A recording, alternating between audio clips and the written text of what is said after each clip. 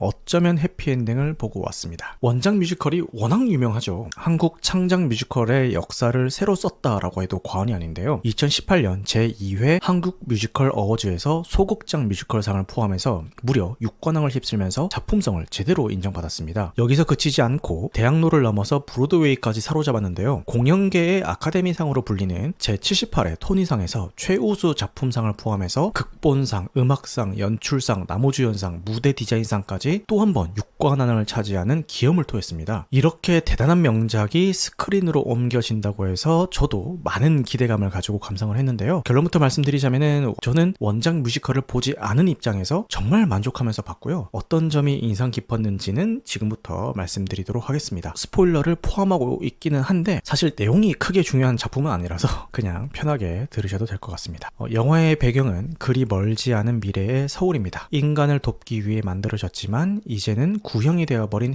헬퍼봇들만 모여 사는 낡은 아파트가 이 영화의 주된 무대인데요. 그곳에 사는 헬퍼봇 5 올리버는 옛 주인이 남기고 간 낡은 화분과 재즈 LP판을 소중히 여기면서 언젠가 그 주인이 돌아오기만을 기다리는 좀 아날로그적인 감성을 가진 로봇입니다. 세상 물정 모르고 자기 방 안에만 머물던 고요한 일상은 어느 날 갑자기 충전기를 빌리러 온 이웃집 헬퍼봇 6 클레어의 등장으로 새로운 국면을 맞이하게 됩니다. 성격부터 취향까지 너무나도 다른 두 로봇은 각자의 목표를 위해 예기치 않은 여행을 함께 떠나게 되는데요. 단종된 로봇이라는 사실을 들키지 않으려고 어설프게 인간 커플 행세를 하는 과정에서 이들은 오직 인간의 전유물로만 느껴졌던 사랑이라는 낯설고 복잡한 감정을 서툴게 배워나가기 시작합니다. 이 영화는 로봇이라는 비현실적인 설정을 통해서 역설적으로 가장 인간적인 감정의 본질이 무엇인지를 탐구하는데요. 이걸 보면서 정말 흥미로웠던 지점이 바로 사람과 인간이라는 두 단어의 쓰임새였습니다. 감독은 이 미묘한 단어의 차이를 통해서 두 주인공의 내면과 세상을 바라보는 시선을 섬세하게 그려내더라고요. 구형 헬퍼봇인 올리버에게 사람은 자신이 섬기고 사랑했던 옛 주인, 즉 특정 개인을 의미합니다. 그는 자신을 사람과 감정적으로 연결된 존재로 여기고 그 관계 속에서 존재의 의미를 찾으려고 하죠. 반면에 올리버보다 신형인 클레어는 더 많은 데이터를 통해서 인간이라는 종족의 특성을 학습했습니다. 그녀에게 인간은 자신들을 필요에 따라 만들고 버리는 불완전하고 예측 불가능한 존재들의 집합인 거죠. 이 미묘한 단어의 차이가 감정에 무방비한 올리버와 상처받는 것을 두려워하는 클레어의 근본적인 다름을 보여주는 아주 중요한 열쇠가 됩니다. 이렇게 서로 다른 둘이 만나서 그 차이를 인정하고 서로에게 스며드는 과정은 우리 모두가 사랑 앞에서 느끼는 설렘과 두려움의 모습과 많이 닮아 있더라고요. 이 영화의 가장 큰 매력은 뭐니뭐니 해도 원작의 서정성을 스크린에 그대로 옮겨온 두 주연 배우의 연기라고 생각을 합니다. 신주엽 배우와 강혜인 배우가 극의 90% 이상을 끌고 간다라고 해도 과언이 아닌데요. 로봇 특유의 미세하게 삐걱거리는 움직임이나 감정이 실리지 않은 듯한 말투를 완벽하게 구사하더라고요. 그러면서도 노래를 통해서는 캐릭터의 내면에 피어나는 다채로운 감정을 효과적으로 전달했습니다. 감독의 섬세한 연출도 돋보였는데 무대에서는 상상에 맡겼어야 했던 제주도의 반딧불 풍경이나 두 로봇의 여정을 아름다운 영상미와 세련된 색감으로 스크린에 구현을 했습니다. 다만 한 가지, 원작 뮤지컬의 매력을 충실히 살리는 데 집중하다 보니까 영화의 전개가 다소 잔잔하고 연극처럼 느껴지는 부분도 있습니다. 이 점은 아마 뮤지컬 장르에 익숙하지 않은 관객분들에게는 호불호가 갈릴 수 있는 지점이 될 것 같습니다. 내구성은 뛰어나지만 기능이 제한된 구형 모델 올리버와 고급 기능을 가졌지만 쉽게 고장나는 신형 모델 클레어의 대비는 노화나 장애 그리고 죽음에 대한 은유로 읽히기도 합니다. 특히 올리버가 반딧불을 2달밖에 살지 못하는 작은 숲의 로봇이라고 표현하는 장면이 있는데 이 대사 하나가 유한한 생명과 그 속에서 빛나는 순간의 소중함을 함축적으로 보여주는 것 같아서 인상 깊었습니다. 이런 설정들을 바탕으로 영화는 결국 사랑이 반드시 행복한 결말을 보장하지 않는다는 걸 알면서도 우리는 왜 사랑에 빠지는 걸까라는 질문을 남깁니다. 그리고 영화는 그 해답을 결말이 아닌 과정 그 자체에서 찾고 있습니다. 앞서서 말한 반딧불이처럼 말이죠. 반딧불이는 짧은 생을 살지만 스스로 빛을 냅니다. 그 존재 자체가 현재를 살아있음의 증명인 거죠. 유한한 생명이 그 빛의 소중함을 퇴색시키지 못하듯이 영화는 온전하게 사랑하기 위해서는 상실에서 오는 가슴 아픔과 슬픔까지도 함께 받아들여 받아들여야 한다라고 말합니다. 함께 재즈 LP를 듣고 낡은 화분을 돌보고 서로의 부족한 점을 채워주며 제주도로 향하는 그 모든 여정 자체가 바로 사랑의 의미이자 목적이 되는 겁니다. 여기서 영화의 제목 어쩌면 해피엔딩의 의미가 비로소 완전해집니다. 이 제목은 단순히 행복한 결말일 수도 있다라는 그런 불확실성만을 뜻하지는 않습니다. 이 어쩌면이라는 단어 속에는 확신할 수는 없지만 그럼에도 불구하고 기대하는 마음, 보장되지는 않았지만 그래도 믿어보려는 용기가 담겨 있습니다. 그리고 해피엔딩은 완벽하게 마무리된 미래가 아니라 함께 했던 그 순간들 자체가 이미 충분히 행복한 이야기였다라는 깨달음을 의미하는 것 같습니다. 그래서 클레어가 기억을 지웠든 아니든 두 로봇이 다시 만났을 때 나누는 괜찮을까요? 라는 질문과 어쩌면요? 라는 대답이 바로 이 작품의 핵심이라고 보였습니다. 확신은 없지만 어쩌면, 그 어쩌면이면 충분하다라는 거죠. 클레어가 상처받을 것을 알면서도 기꺼이 올리버를 선택하듯이 올리버가 기억을 지우지 않고 아픔을 안고 살아가기로 했듯이 말입니다. 사랑의 가치는 그 결말이 아니라 사랑하는 그 순간순간에 있다는 것. 행복한 결말이 아닐 수도 있다라는 불안감마저 감수할 만큼 사랑하는 과정에서 얻는 기쁨, 슬픔,